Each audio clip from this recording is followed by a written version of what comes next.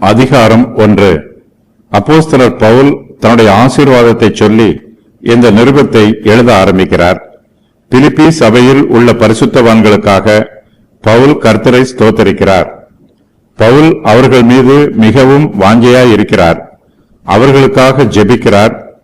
தன்னுடைய பாடுகளைக் கண்டு அவர்கள் சோர்ந்து போகக்கூடாது என்றும், அவர்கள் கர்த்தருக்குள் பயமில்லாமல் திடமனதாய் இருக்க வேண்டும் என்றும் அவர்களுக்கு ஆறுதல் சொல்லுகிறார்.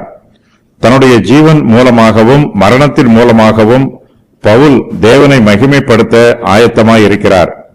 இந்த அதிகாரத்தின் முடிவில் பவுல் எப்பாப்பிரோதீத்துவை பற்றி அவர்களுக்கு அறிமுகம் செய்து வைக்கிறார்.